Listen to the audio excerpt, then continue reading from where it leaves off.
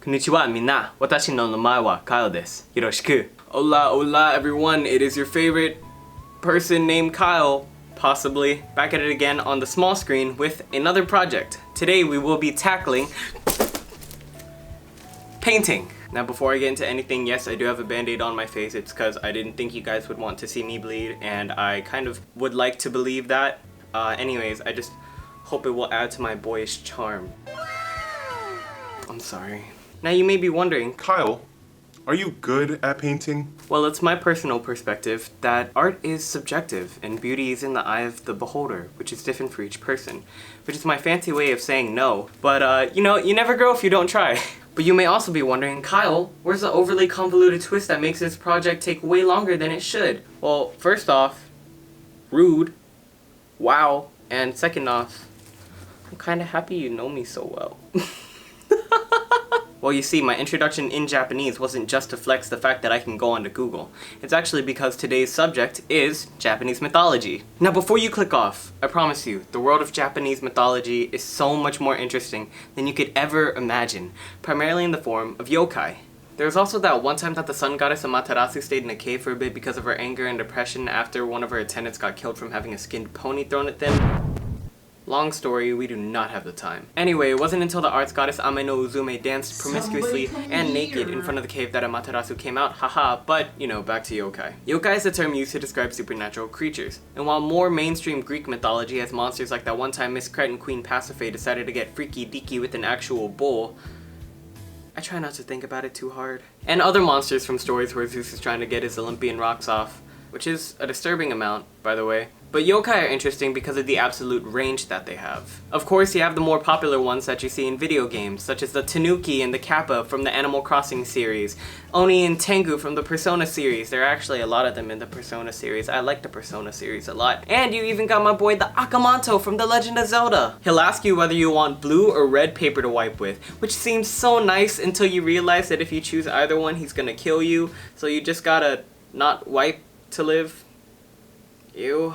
But you also have your less popular yokai, like the Omokade, a literal gigantic centipede which has a penchant for eating humans and a crippling weakness to human saliva, which in my opinion seems a bit counterintuitive, but I digress. You got Rokuro Kubi, a woman whose head can either fly off completely on its own, or a neck that can extend forever, and either way, I do not want to know what that neck do. You got Kudan, a cow with a human's face, Gashadokuro, a gigantic skeleton that represents the spirits of the unburied dead. He's my favorite because I'm an edgy teenager.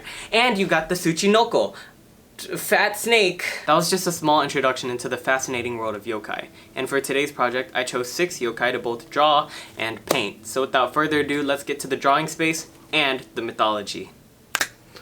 Hello everyone, welcome to the drawing space. Gonna be real, I don't draw much and I paint even less. So if I get a good line art, I'll be satisfied. So without further ado, let's get into it. I'm gonna zoom in a bit closer on the canvas area. Let's start off with my boy, the Nurikabe. Now the actual appearance of the Nurikabe is up for individual interpretation, since it can't actually be seen. This is a fact that I will take advantage of. Essentially, these yokai act as invisible walls that will always be too tall to climb over and too wide to go around. Imagine just reaching the video game boundaries and you've pretty much got it. In some reports, the only way of continuing on your way is tapping near it on the ground with a stick, which will make it vanish. Some depictions make it a bit more dragon-like, but I'm kinda fond of the cognac/tofu looking depictions myself. There's just something about the eyes in the dragon ones, and the wrinkles. Ugh. So I just decided to fuse them into one big jelly dragon. Also, for all of you gamers out there, like me, this was the inspiration for the Womps in Mario. Albeit, the Nurikabe doesn't squish you when you stand in front of it, at least to my knowledge. Now let's talk about my man, the Akamanto. Akamanto translates to red cloak, with Aka meaning red and Manto meaning cloak. Essentially, this yokai is a masked red cloak that appears to people in public or school toilets, which I gotta say were already horrifying enough. What's even more uncool is that it'll ask you if you want red paper or blue paper. Do not choose either. Each choice is indicative of a kind of death, with red meaning your body will be bloody, mostly through lacerations, and the blue option meaning strangulation, which is kind of unsettling for the funny haha toilet demon. Anyways, the correct response is supposedly to say that you don't want either kind, and getting the freak out, which is nice, but I should also mention that some accounts say if you try to outsmart it by asking for a different color, he will literally drag you to hell. Or into the toilet, which, I mean, let's be real, are basically the same thing.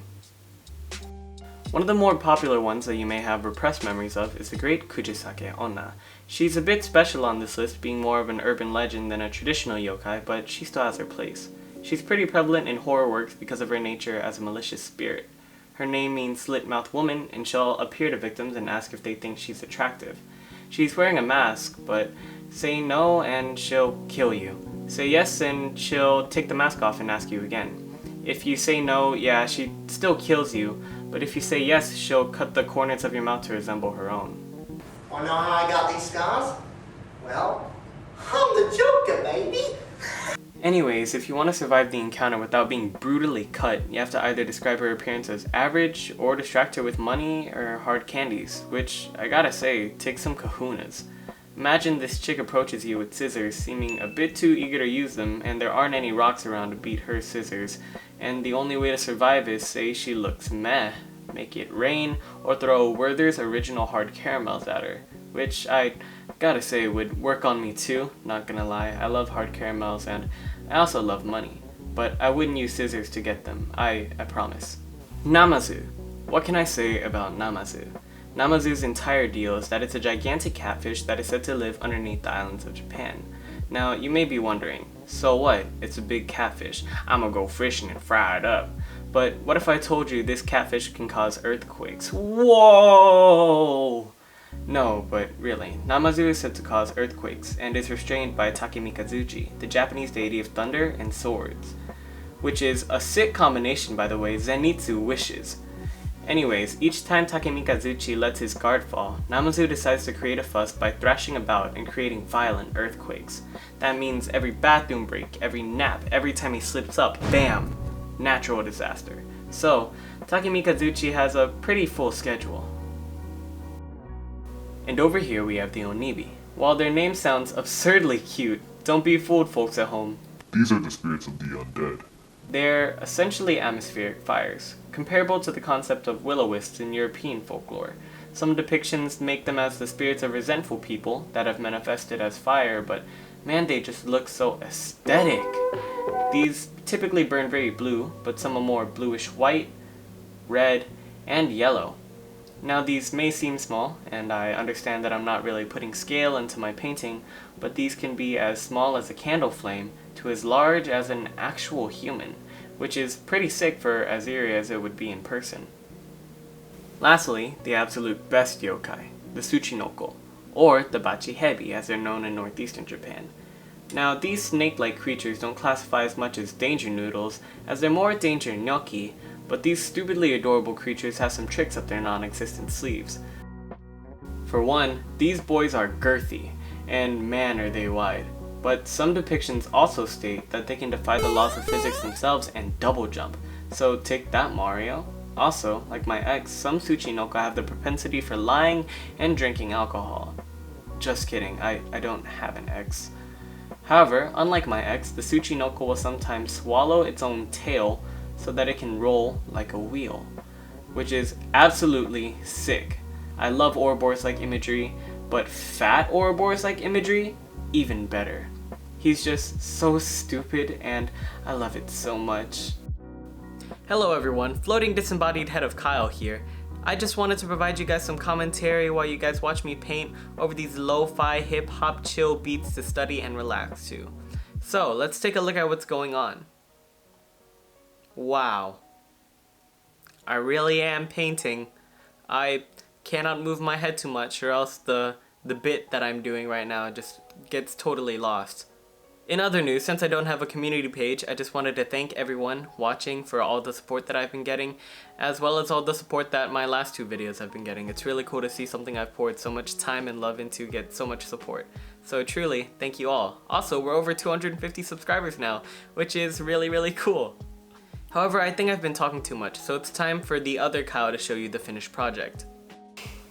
Okay, so I painted a bit more off screen just to fill in all the white spaces that were present. But 3, 2, 1, boom! This is the final product. I know it's nothing too revolutionary, and in the greater scheme of things, it's pretty average as far as drawings go and how edgy everything looks. But I am definitely proud of specific parts of it. In particular, I think the Akamanto definitely turned out better than I thought he would. But the Tsuchinoko, I have to say, is my crowning achievement. I even made his tongue stick out a little. Yeah, I hope you all enjoyed the video. Thank you for watching.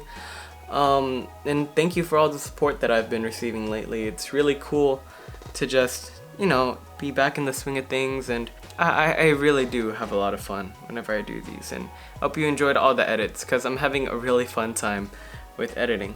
But of course, I'm gonna leave you all with the pun. What's it called when you have a ton of fat snakes surrounded at your feet? A sushi no-go. That was stupid. Stick around for bloopers. I love you. Thank you for watching. Bye! Konnichiwa, minna. Today we will be tackling... Oh! It wasn't until the arts goddess Ame no Uzume danced Ame no Uzume.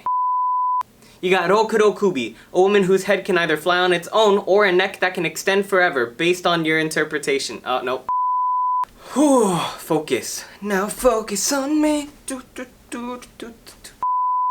Shawty, I got it. You can call me monster. I'm creeping in your heart, babe. Voy a hacer contigo lo que quiero. Jugar en mate disfrutante.